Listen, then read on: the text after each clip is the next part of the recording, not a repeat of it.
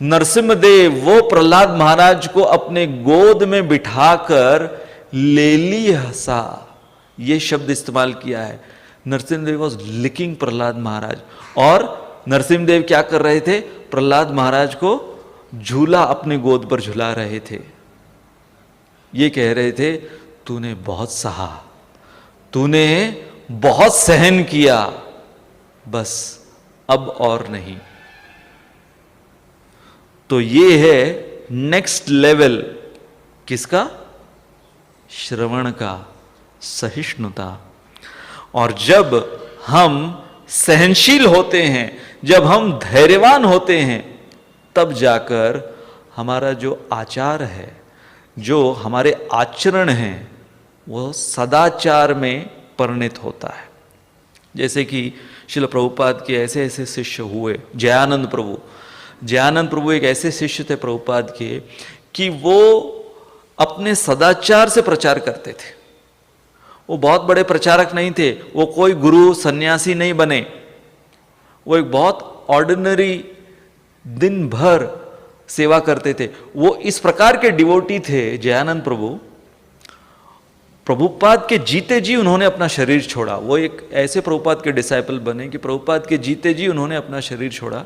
Cancer हो गया था उनको, लेकिन वो ऐसे डिवोटी थे कि एक तो इतने सीनियर, ऐसे मंदिर में जहां पर उन्होंने जिसको प्रचार किया वो उस मंदिर का टेंपल प्रेसिडेंट बन गया। और जयानंद प्रभु वो कचरा उठाते थे। उस मंदिर का जितना रोज कचरा इकट्ठा होता था, वो सेवा उनकी थी रोज की फिक्स। वो कचरा उठा के उसको डिस्पोज करते थे। तो नया बंदा जब आता था, बोला हमको आपके टेंपल प्रेसिडेंट से मिलना है, तो वो अपने आप को कैसे प्रस्तुत करते थे? मैं तो इस मंदिर का जमादार हूं, टेंपल प्रेसिडेंट वो अपने ऑफिस में। और कौन है वो टेंपल प्रेसिडेंट? जो ऐसे ही एक बार आया था और इन्होंने उसको प्रचार किया था और वो टेंपल प्रेसिडेंट बन गया। ये मंदिर का कचरा उठाते थे। और जब भी वो रथ यात्रा के वो आचार्य माने जाते हैं, अब भी पूरे इस्कॉन में, उन्होंने जो रथ यात्रा श्रील प्रभुपाद को सेवा अर्पित की, रथ यात्रा की, तो रथ यात्रा का परमिशन ऐसे ऐसे शहरों में जहाँ पर इम्पॉसिबल था इस्कॉन को परमिशन मिलना, वहाँ पर वो उनका जो डिस्पोजिशन था इतना प्लीजिंग था कि वहाँ पर लोग कहते थे, जो वहाँ की म्यूनसिपालिटी अथॉरिटी, वो लोग कहते थे कि उनका नाम था जे, बोला ये अगर बंदा आपके इस्कॉन का है तो हमें नहीं पता आपकी फिलॉसफी क्या है और आप किस मत के हो, लेकिन ये बंदा अगर है तो आपको परमिशन मिल जाएगी।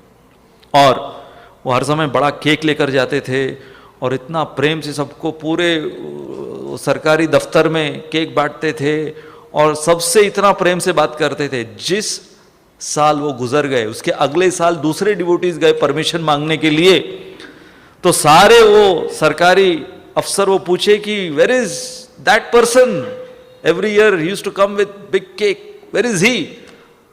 और जब उन्होंने कहा ही लेफ्ट हिज बॉडी, वो उनका देहांत हो गया, वहां पर हर एक जो सरकारी कर्मचारी उस ऑफिस के, वो लोग रोने लगे।